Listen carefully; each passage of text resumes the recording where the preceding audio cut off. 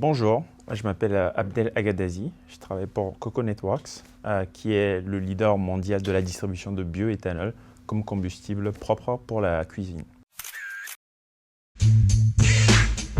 Coco Networks est sur le marché depuis 2019. Aujourd'hui, on est présent principalement au Kenya et au Rwanda, où on dessert à peu près 1,2 million de ménages. Donc, ça fait 5 millions de personnes qui bénéficient aujourd'hui d'un combustible moderne de cuisson propre, principalement dans les milieux urbains notamment.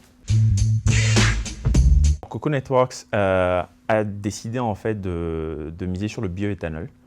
Donc le bioéthanol, c'est un liquide, donc c'est un combustible liquide, donc qui est très propre. C'est un des combustibles les plus propres avec le gaz et l'électricité. Et il y a une des particularités en fait avec un combustible liquide comme le bioéthanol, c'est qu'il permet en fait de résoudre un des challenges en fait qu'on a sur l'accès au combustible propre en Afrique, qui est vraiment le packaging globalement et la taille en fait du cylindre en fait de combustible. Donc un des soucis qu'on a souvent avec le gaz, c'est qu'il faut remplacer sa bouteille de gaz, alors qu'avec un combustible propre, on peut acheter en fait n'importe quelle quantité. Donc un ménage peut aller acheter un litre d'éthanol pour ses besoins pour une journée ou 2 journées. Un autre avantage du bioéthanol, c'est qu'il est produit à partir de déchets agricoles. Donc aujourd'hui, Coco Networks achète une partie en fait de son bioéthanol chez des producteurs locaux, donc principalement dans l'industrie sucrière, donc qui ont des déchets tels que la bagasse ou la molasse, avec lesquels ils produisent de l'éthanol. Donc ce qui fait qu'en fait on a un combustible qui est propre, qui n'est pas une énergie fossile et qui permet en fait d'avoir également des retombées très positives dans les pays en fait où on opère, aussi bien économiques que en termes de création d'emplois. Donc aujourd'hui, globalement, Coco Networks contribue à créer plus de 5000 emplois directs et indirects dans les pays où on opère. Aujourd'hui, Coco Networks étant présent au Kenya et au Rwanda, un premier axe en fait, de développement pour nous, c'est d'aller encore plus loin sur ces marchés-là. Donc au Kenya, aujourd'hui, on est présent dans à peu près 12 villes. Au Rwanda, aujourd'hui, on est à Kigali, donc on a lancé il n'y a pas très longtemps. L'objectif, c'est d'arriver à aller encore plus loin sur ces marchés-là et d'aller aux frontières en fait, du monde rural pour apporter cette solution également à ces usagers-là. Le deuxième pan en fait, de nos objectifs en fait, d'expansion, c'est à l'international. Et donc aujourd'hui, on analyse à peu près une dizaine de marchés, aussi bien en Afrique que hors d'Afrique, donc principalement en Asie également, où on a vu le potentiel en fait d'avoir cette cuisson au bioéthanol. Donc il y a beaucoup de marchés, aussi bien en Afrique de l'Est qu'en Afrique de l'Ouest, où on pense que cette technologie a un fort potentiel de marché pour pouvoir en fait avoir l'adoption en fait des usagers. Un des défis majeurs aujourd'hui et qui fait que le sommet en fait organisé par l'AIE est très important et une excellente initiative, c'est ce challenge en fait autour des politiques publiques.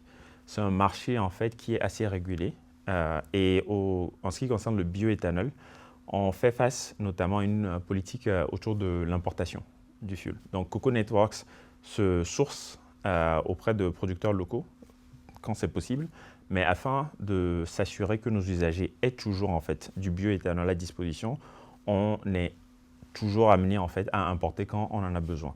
Et donc aujourd'hui, dans beaucoup de pays en Afrique, il y a une forte politique de taxation sur le bioéthanol parce que c'est considéré comme de l'alcool, et donc de l'alcool buvable.